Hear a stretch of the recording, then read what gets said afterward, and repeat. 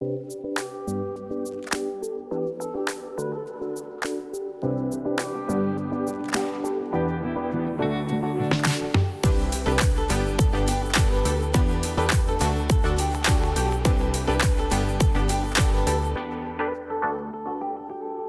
afternoon and welcome to the Brand Storytelling live streams for May 27th, 2020. I'm Drew Parkhill. Thanks for being with us. The live streams are every Wednesday afternoon, and our mission is to deliver the most timely and relevant information for our community of brands and their storytelling partners. These shows are designed for you, so please let us know how we can best serve the community by suggesting future topics and guests that would help you now as well as into the future. You can drop me a line. I'm Drew at BrandStorytelling.tv. I'm excited to introduce our host for today's show. His name is Tim Nudd. He's a journalist who's covered creativity and business for over 20 years.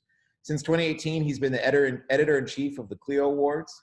He launched Muse by Clio, a website and daily newsletter of stories and essays exploring the best in creativity from the advertising world and beyond. With that, I'll throw it over to Tim. Thanks, Tim. All right. Thank you, Drew. Thanks to Brand Storytelling for having me. I'm excited today to chat about this really breakthrough piece of branded content, Payday for Synchrony Bank. First, I want to introduce the panelists. First up, we've got Cindy Weisskopf. She's the Managing Director of Brand Promotions and Advertising for Consumer Banking at Synchrony Bank. Hey, Cindy. Also have Morgan Cooper, the talented director who took this project and really ran with it, really brought a remarkable energy and a visual style to this piece. Hey, Morgan. Hey, how's it going, Tim?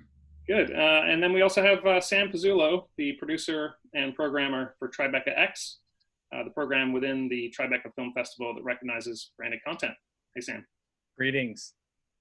All right, so Payday actually won the top award at Tribeca X earlier this month. It earned the best prize for, I believe, best short film. Correct. It was very deserving of that. It's funny, actually, Morgan had another film at Tribeca X that won best feature film, the You Shoot Videos, which was supported by Adoramas. So congrats, Morgan. Maybe let some other folks join in the action next year. Yeah. Thank you. I also wanted to mention, they're not on the panel, but they obviously played a critical role in this, and that's Giant Spoon, the ad agency, very integral to the creation of this film. And we'll talk about their role as well as we go forward. So I've written a lot about branded content over the years, and I know how hard it is to make something that's compelling and something that's believable, something people actually want to watch.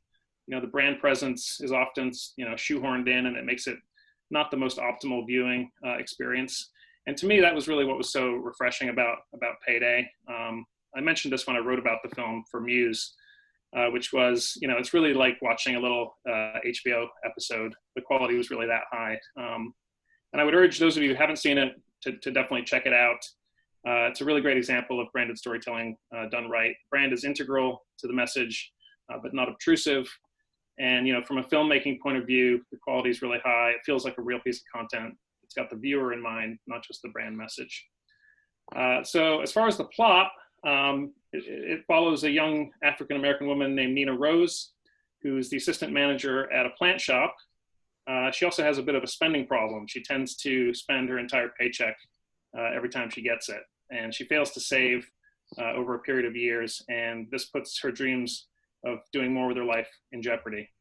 But it sounds like a heavy premise, but it's actually really lighthearted. There's this fun kind of Groundhog Day type device that's used in the film that really playfully moves it forward. The actress Gabrielle Dennis wrote the script. She also stars as Nisa, and she's fantastic in it. And we'll talk about this a lot, I'm sure, but what Morgan did in bringing this to life was really remarkable. There's a brightness and a warmth to the film. There's humor in the film, feels relatable and real. The sound design is really cool. The voiceover copy is really sharply written. And really, by the time you're done watching it, you really feel like it was worth your while. And to me, that's really the litmus test for branded content. The viewer's investing all this time. What are they getting back? And for branded content to work, particularly scripted branded content, it really has to rival the quality of regular entertainment. And we'll talk about that, give and take more. So I wanted to start really first with Cindy. Cindy, can you sort of take us back to the beginnings of the project and tell us kind of what Synchrony's vision was for this and why you guys kind of went for a big swing on a piece like this? Yeah, so when you think about bank content or bank advertising, probably the first thing that pops in your mind is not witty, relatable, or fun. So we wanted to produce a piece of bank content that didn't feel like a piece of bank content. So the objective was clearly to talk about saving and to empower consumers to save, but do it in a way that felt really fresh and new. I think my exact words to Ian, the creative director at Giant Spoon, were, "I'm taking off the handcuffs. Bring me something that almost makes me a little bit uncomfortable and feels really fun and really not like a bank ad at all, but still really empowers consumers to save." So we think financial empowerment is at the core of every piece of advertising we do. We set it up and hit it really hard for everything we do with Save Like a Hero. So this isn't a new strategy for us. It's really a continuation down a path that we've been on for some time. But we felt like we got it right when we started looking at comments about the piece that said, wow, really a bank made this? This was really interesting. That's when we kind of felt like we got it right. So the DNA of it was something that Synchrony has been behind the whole time, but the format was a little different, right? You guys hadn't tried something on this scale before. Yeah, we wanted to really take a swing at a different piece of content and do something new that not a lot of other, certainly not a lot of other financial institutions are doing, but not a lot of brands are doing. And we felt like that gives more of a runway to really engage people and really tell a story, not just sell a product. Mm-hmm. Okay. So Cindy and Morgan, you can jump in here too. I'd love to hear about kind of the early discussions with Giant Spoon and sort of what their vision was here, and sort of how that led to Gabrielle's script, and then Morgan, of course, you sort of brought the script to life. Tell us what the agency sort of wanted out of this. Morgan, do you want to take a stab at that? Sure. Yeah. I mean, I always feel like a great piece starts with great material and a great idea fundamentally. So I just felt like I had a lot to work with heading into the process. I think, the idea of, it's kind of radical, to be honest with you. I'd never seen material like that, and I would have never expected material like that to come from a bank, and so when I got it, I was immediately excited, and I felt like I had something to say through the material. And that's what I always look for ultimately is do I have something to offer this creative? And ultimately, we just had a lot of fun with it. I think in my experience, when you're having fun on set, when you're having fun in pre-production, when you're having fun in the writing process, you really feel it in the end product. And so, just from an idea standpoint, I think Giant Spoon really hit something that's truly special, and thankfully, all came together on screen. Mm-hmm. Cindy, what were your talks with the agency like ahead of this? So we said, again, empowerment is always at the core of everything we do. And at the end of the piece, we wanted consumers to really feel empowered to save. But we really feel like banking and savings can feel kind of unapproachable, right? Like it's really hard to start that journey. So we wanted to tell a story that felt really relatable. We wanted people to be able to watch the story and say, yeah, I struggle with that, or yeah, I do that. I can see myself in that. And so relatability was kind of at the core. We usually start with almost think of a word cloud of like, at the end of the piece, here's how we want people to feel. So we thought relatability was really at the core of what we wanted to do here. Mm-hmm. Okay. Sam, I wanted you to jump in with this one. This is a great example of a very light touch in branded content. You know a lot about branded content. You've seen so much of it at Tribeca X over the last few years. How do you think about the value of that approach of having a really, not a heavy-handed approach at all, but just having the brand kind of be in the background, kind of embodying the values of the character, or kind of helping steer the character in the right direction, versus a more sort of in-your-face approach?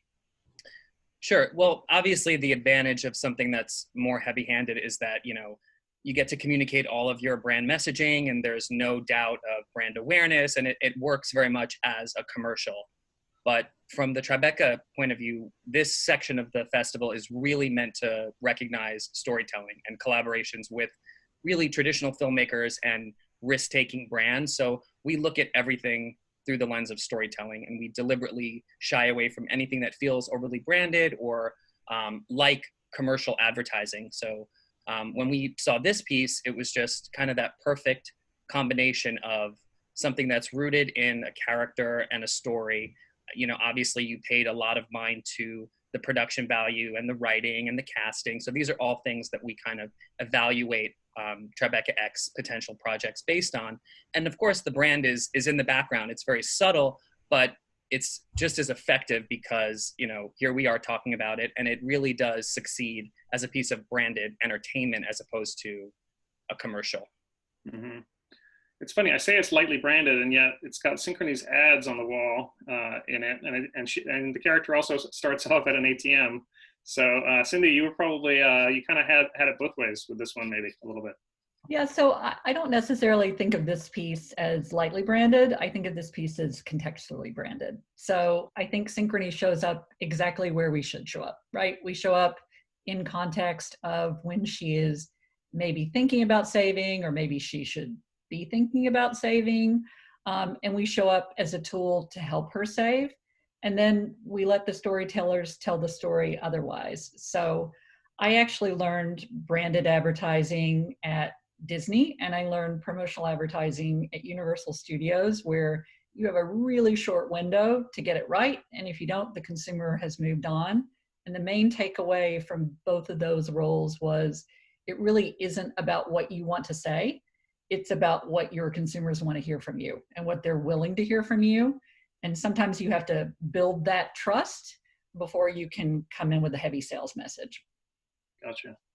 Morgan, how did you feel about the brand presence? Did you ever feel like it was too much, or you felt like you wanted, that it got in the way of the storytelling, or how did you sort of approach the presence of the sales message in this film? Yeah, I mean, I think it was pretty seamless. Piggybacking off what Cindy said, from the start, it was all about just telling the best story. And my process always starts with character. What is their fundamental want? What are the organizing principles around the idea as a whole?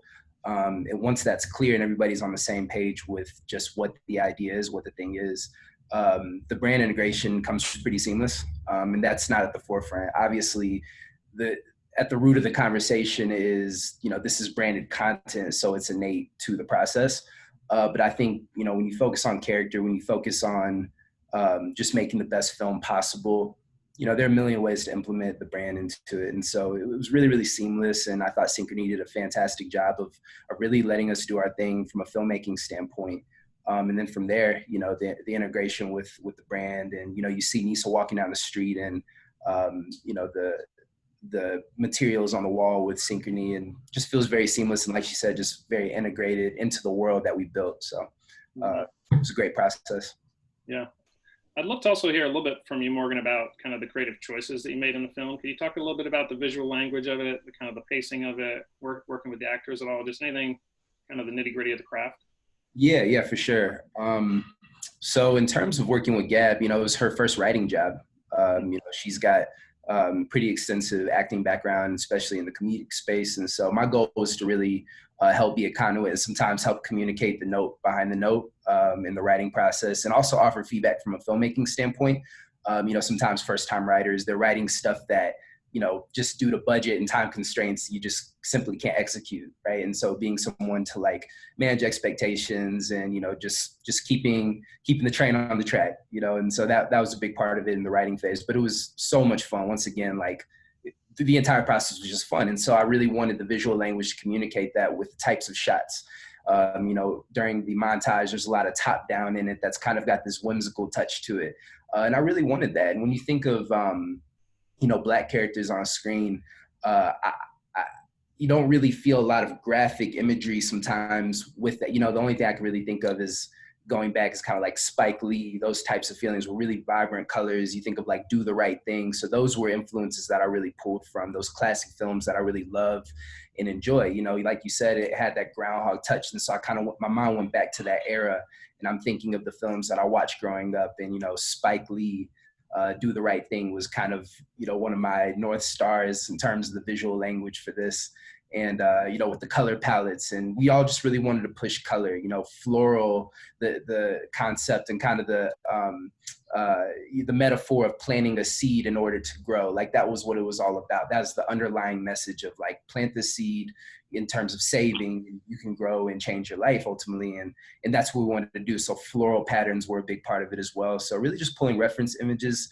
Kehinde Wiley was also a really important North Star in terms of visualization of what he does with floral and paint. And so, and as far as working with actors, I really focus on leaning into their superpowers. Gab's a tremendous comedic mind. Like that's something I don't have to direct with her. I just let her do her thing, keep it in bounds. I never want to try to over direct an actor. I simply want to coach and make sure that what they're trying to express gets through on screen. So. Mm-hmm. I feel like the sound design is almost a character here too. It's like, to me, like financial services have sort of a weightiness to them, or there's an anxiety underneath them. And to me, the sound design helped make it clear that this was like a playful thing that you could sort of absorb without getting too scared about the money aspect of it. Can you talk about those choices too? Yeah, for sure. And so, I found two great reference songs that I loved that in terms of the turns within the piece that I thought would be a good fit. We couldn't license them, but they did a good job of finding songs that, that brought that spirit to life. And yeah, with the sound effects, we didn't want it to feel really like bass heavy and like dark and solemn. Like it was all about lightness. You see what I'm saying? Like when you think of everything happening in the world, you've got to be conscious of that, the way you approach material, I feel like, and you can't kind of be creating in a vacuum. Let's just be honest, like we're kind of living in some crazy times, a lot of very sad stuff that dominates the news cycle. And so it was all of our goal right off the bat to, in every aspect of this project, to, bring lightness to it. You know what I mean? Obviously, Nisa has this conflict, but within it, I think people need a touch of lightness in the material they watch. And so that's what we try to bring to the table. Yeah. Cool. We're going to jump around a bit because we're actually getting a few questions already. This one's for Cindy. A viewer says that winning film festival awards is great, but how does Synchrony weigh success for a short film? Were there clear KPIs going into this?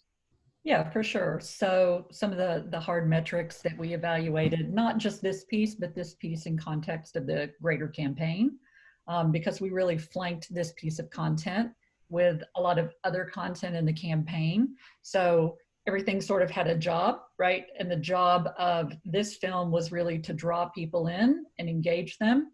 And then very quickly we had other pieces of content whose job it was to draw people down the funnel. And so we looked at some hard KPIs like the time spent on site, the time spent watching the film, the cost to drive people to the site so that we could retarget them, the cost per click. But then we also, with this kind of project, you have to look at some of the softer metrics. You have to look at things like, what are the kind of comments that you're getting? Are people watching your film all the way through? And obviously getting this kind of award and notoriety is great, but having an association with someone like Morgan is great for my brand, right? The kind of talent that came on board and being able to associate Synchrony with that. I mean, there are a lot of really soft metrics of this. They're candidly just as important to us as the hard KPIs that we tracked. And the campaign was incredibly successful from a KPI perspective as well. That's right. Yeah, could you put give us an idea of how successful? Yeah, so one of the main things that, one of the main things we track with every campaign, because we love to have a few metrics that we can track across every campaign we do. And one of them is the cost to drive people to our website, which was in this case, a landing page. So one of the metrics that we always track is what's the cost to get people to the website? And I can tell you that this campaign was twice as efficient as most campaigns that we run. And that was a real pleasant surprise, was that it's a really efficient way to drive people to our site.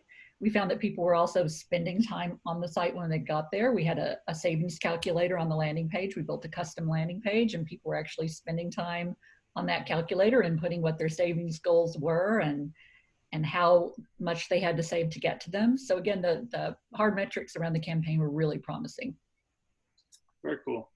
I wanted to bring up the topic here of scripted versus sort of more documentary style branded content. Sam, you could probably speak to this. I think the top 3 winners at Tribeca X this year were all scripted. which I think was a pretty big change from previous years. Could you talk about whether this is a trend and also sort of what the unique challenges are for doing scripted versus sort of nonfiction? Sure. Yes. Excitedly, the 3 winners this year were all narrative projects, which is totally opposite of last year, which were all nonfiction projects. So that was an interesting kind of trend that we noticed this year. You know, I would say that it's obviously a different set of challenges, and the creative process is very different when a brand sets out to make a film that involves, you know, a script or, you know, actors or different locations versus just kind of following one subject or 2 subjects that are, you know, typically the actual consumer of the brand. So it's the story kind of comes together in the editing process. Whereas for a scripted film, you know, and Morgan can probably speak to this, I just think it's such a unique process that most brands probably are not familiar with, because you're essentially filmmaking. So I think it's certainly exciting to see more brands entering this space and, you know, kind of zooming out a little bit, looking at the spectrum of what is, you know, branded content. I mean, from the scripted kind of traditional movie making side, you have brands now like Mattel and Hasbro that, you know, originated as consumer products that are now establishing, you know, feature film divisions, and they're leveraging all of their IP and their characters into franchises. And that is essentially branded content, and it's, you know, narrative, it's scripted.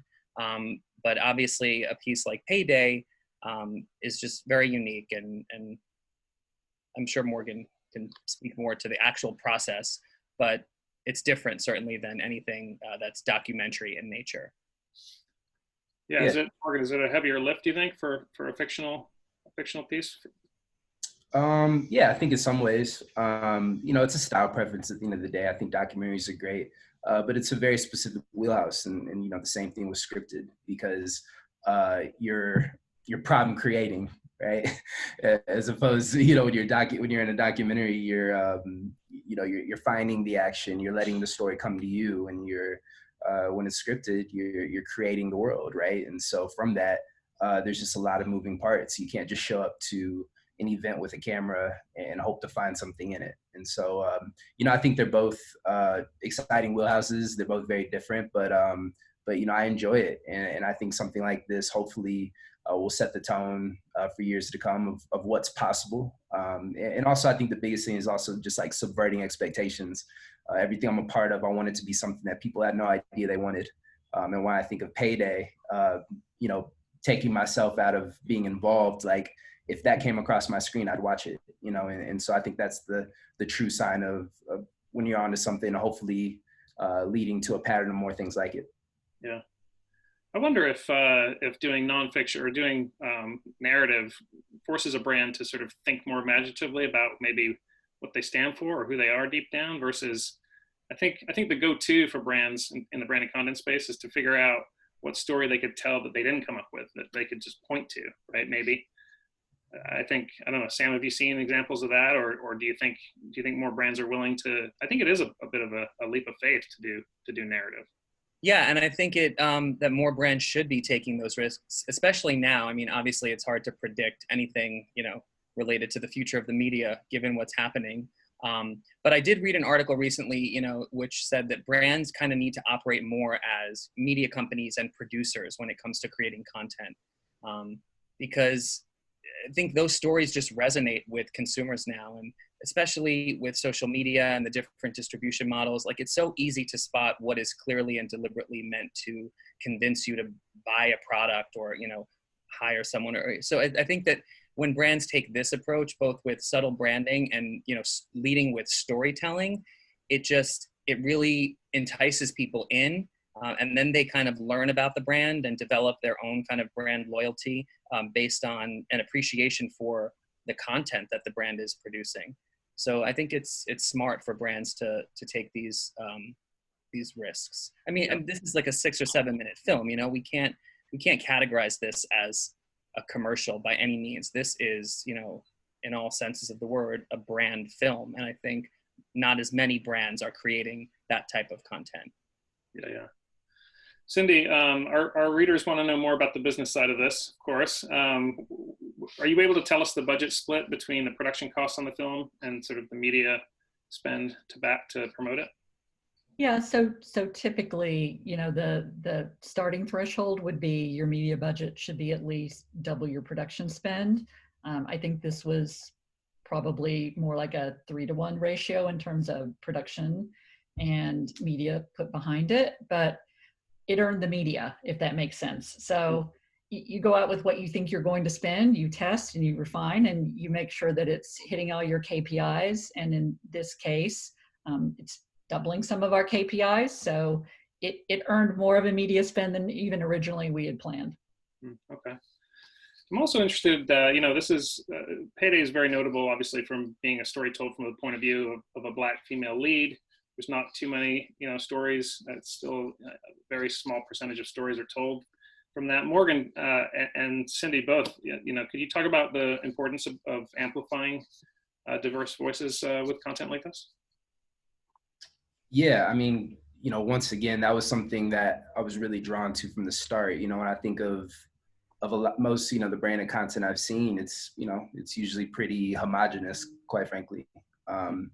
And for me, my goal as a storyteller is to tell the stories of people in my community, right? And so in Nisa, once again, it's finding my voice in the story. And when I think of Nisa, I think of my sister Chloe. You know what I mean? Reading that character, I thought of my sister, and showing it to my sister, she said, wow, like I felt seen, right? That's why shows like Insecure, with Issa Rae are so important, is because, we're seeing the different shades of Blackness, right? And I think a lot of brands talk about diversity, but they don't really back it up, if we're just being real about it. They talk about it, they may allude to it, and there's, in a spot or whatever, maybe they'll have an extra in the background who's Black or brown. But in terms of putting a Black woman front and center on a project like this is really, really exciting and groundbreaking, quite frankly. And that's what I want to be a part of. And so anyway, I can go on about that all day, but I think it's very, very important. And I think you've got to talk the talk. And I think that's what Giant Spoon and Synchrony really did. And, I'm just honored to be a part of it. Yeah, Cindy, what was Synchrony's point of view on this? So this really didn't feel like a swing to me at all when Giant Spoon suggested this. I really genuinely believe that diversity is at the core of the DNA of Synchrony, and it's gender diversity, it's ethnicity diversity, it's sexual orientation, it's people with special needs. And my goal and my job as an advertiser and someone that creates content is, if you look across all of the content I produce, I want everyone in America to see themselves, right? I want everyone to feel like they are represented in some form or fashion in my content. And so in this case, it was an easy decision from two perspectives. The first is, again, I didn't need to ask permission. I knew it was the right thing to do, and I knew I'd be supported. But from a practical decision, I looked at Morgan and I looked at Gabrielle, and I knew they could bring the story to life. And I had ultimate confidence that it was the right business decision as well. And it was. Nice. Sam, what's your position on this? Because you had, I think the other big winner at Tribeca was also kind of a diverse story, the Dove Girls Room, I think it was called. Yep. All three. All three. The two common themes this year between the winners were they were all narrative, and they all, celebrated strong Black characters. So Morgan's feature, You Shoot Videos, and then the episodic winner was Girls Room, which was a collaboration with Dove and Lena Waithe. So I think there's kind of two sides to this point. One, from the festival side, it's always, a top priority to give a platform to anyone in any kind of underrepresented community, but you also don't want to do it in like an obligatory way. You obviously want it to be deserved, because the quality of the work itself trumps anything else. And so in these three cases, it was just a wonderful coincidence that they were all fantastic pieces of content that also celebrated strong Black characters. And I think brands need to also take that approach when creating content. It shouldn't be just to like check off the box, or satisfy some kind of D&I criteria.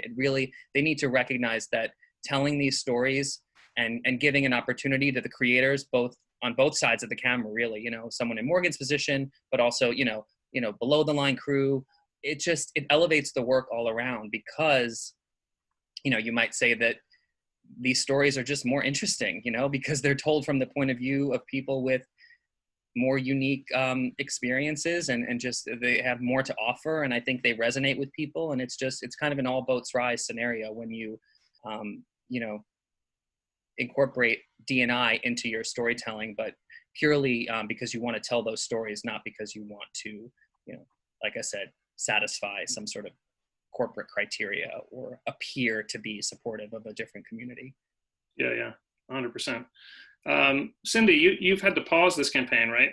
Because of COVID. Could you talk about sort of what the status is there? It seems to me that this message is probably going to be even more resonant, given the financial situation that so many people are going through. Can you sort of discuss what the discussions were like in terms of pausing and what you're going to do next?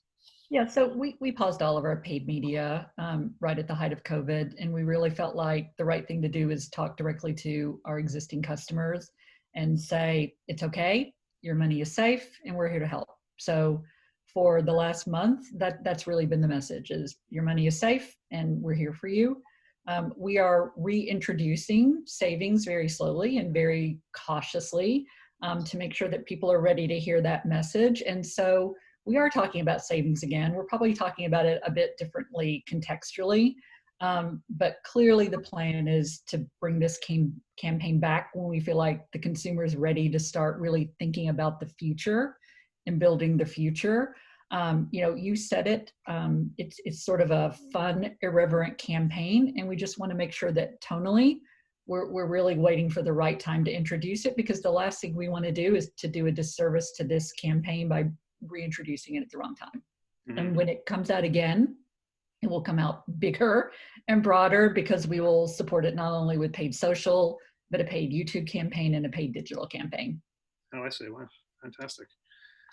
We have another question that's come in. I think I know the answer to this one. Do you think it's possible for a film or story idea to come first and then be adapted into a brand context? Or does it need to happen with the brand in mind from the start? Sam, you want to tackle that one first? Yeah, if I understand correctly, you're saying, you know, does the piece of content originate with the story and then the brand kind of gets connected later? Yeah, that should always kind of be the strategy. I think it's certainly achievable. When you're talking about this type of branded content, certainly when, you know, you have very specific goals and things that you need to communicate and it originates from a brand, then yeah, it's going to originate with the brand in mind. But we've seen so many collaborations at Tribeca between brands and, you know, traditional filmmakers that clearly the brand came in at the very last minute, really just to support the narrative or support the project. And we do categorize that as a branded content or brand supported content. So it's definitely possible to lead with the story and the creative and then find a way to integrate the brand seamlessly at some point. Or even not so seamlessly. I mean, I feel like there's sometimes brand just wants to support something, a good cause. Like, I think a good example was the way that Cisco supported the D-Day film earlier this year. That it was about guys kind of jumping into Normandy on the 75th anniversary of D-Day last year. Like, Cisco doesn't exist in the film, and Cisco doesn't really relate to the film. And yet it was such an amazing film, and they needed a sponsor. And man, to me, there's got to be some brand lift with that kind of stuff, even though the brand doesn't necessarily make a whole lot of sense.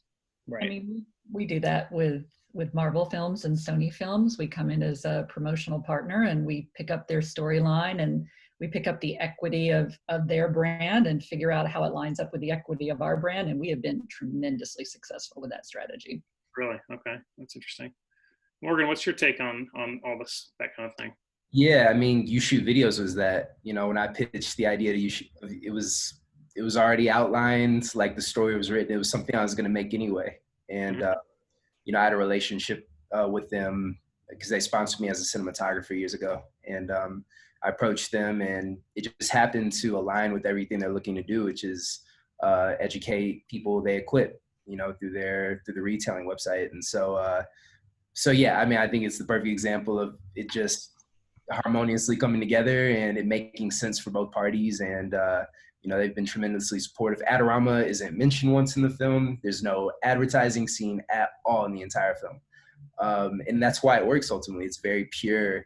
And the feedback that they've constantly said they get is just how raw it is, and like how cool it is that Adorama stands behind, a story that's centered around a young Black man and what we deal with, right? These retailers are people that equip young filmmakers, young storytellers. And so for them to get behind it, it just made sense for everyone. So. Mm-hmm. Yeah, that's such a good example. And if you've seen the film, if you haven't, you should. It's on Vimeo, right, Morgan? Yeah, the entire 40-minute film. Yeah, you would never know that it's for Adorama, but of course, throughout the whole film, there's moments of video equipment, and the whole narrative revolves around a production. So it's so clever, and it makes perfect sense for a brand like Adorama to get behind a film like that. Mm-hmm.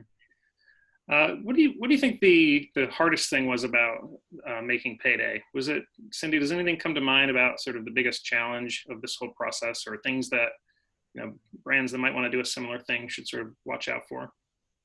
Yeah, so I think you have to kind of incubate the idea and get it to a certain point before you present it to the world, right? So a lot of the things that we love about this, the fact that it's contextually branded, I think if you had, had a committee vote every step of the way, a lot of that would have gotten watered down. So I think sort of saying, trust me, I'm going to incubate this, and then I'm going to bring it out when it's ready to show is a little tricky, but I think that's what you kind of have to do when you're doing something really new.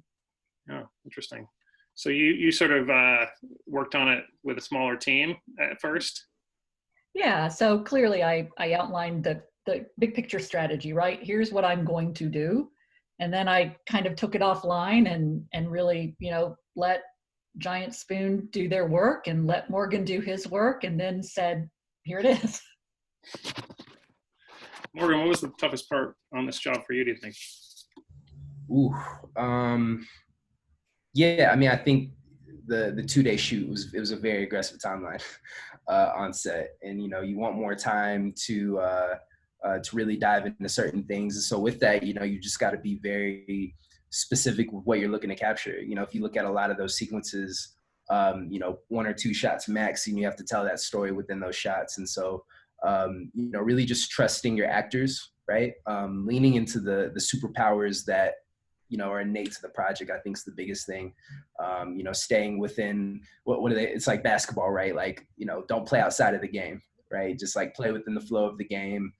Recognize everybody's superpowers, and as a director, just turn the volume up on those things and really lean into those and empower your collaborators.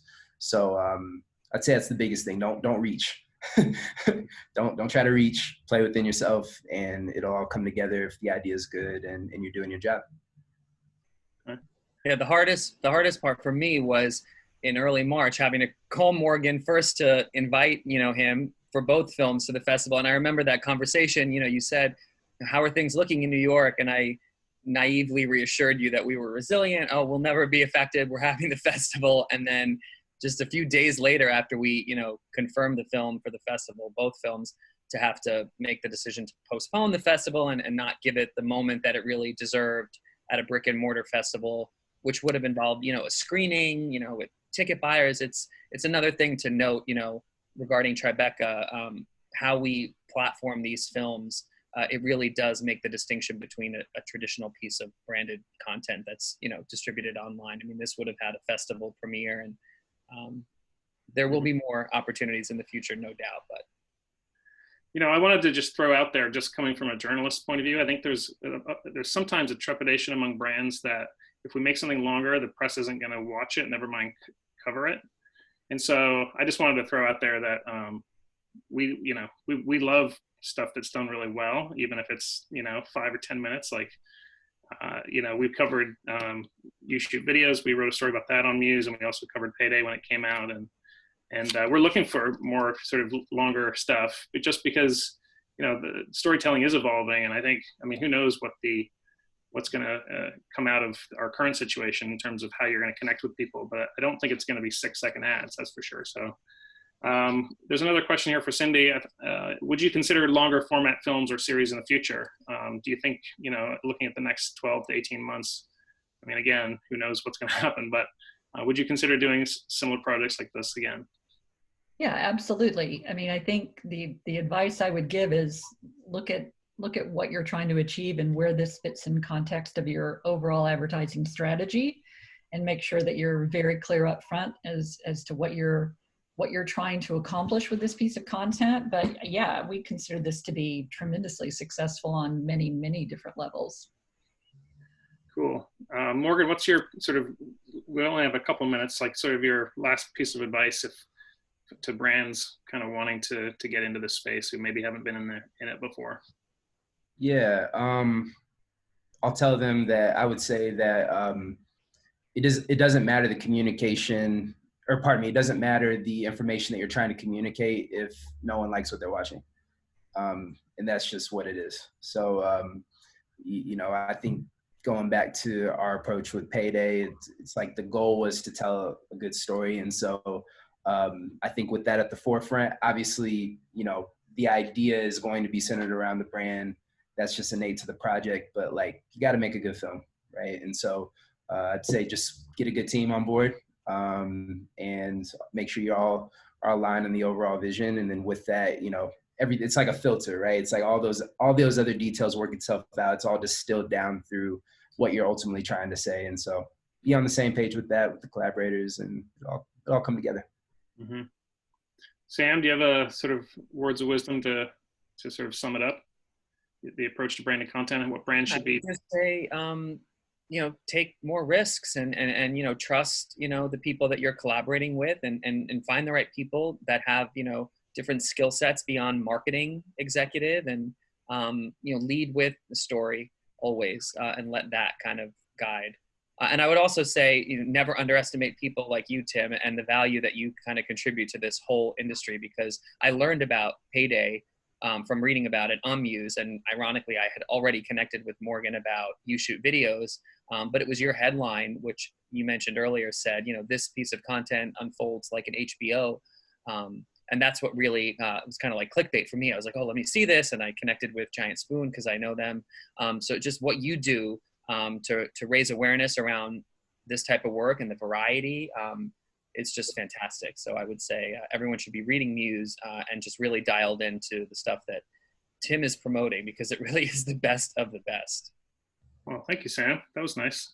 Morgan, there was one last question for you. I think we only have a minute or so, but do you have stories that you want to tell that align with brands at the moment? And how do you approach a brand?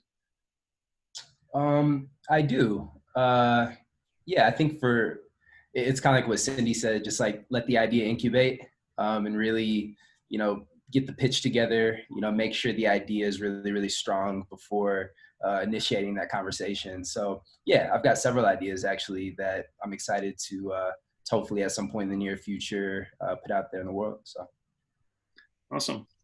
Well, thanks, Cindy. Thanks, Morgan. And thank you, Sam. This was a real fun discussion. Go see Payday if you haven't watched it. It's online now. Yeah, appreciate you, Tim. Thank you, brother. Be safe out there, everyone. Thanks, guys. And congratulations, Cindy and Morgan. I mean, this is really remarkable. Thank you. Thank you, my friend. Appreciate Thanks, it. everyone. Thanks, panelists. Appreciate it so much. You can go to synchronybank.com/payday to go check it out. I also put it in the chat. Thank you, Sam and Cindy and Morgan and Tim for hosting. Appreciate it. I'll talk to you soon. Thanks, guys. Bye now. Bye.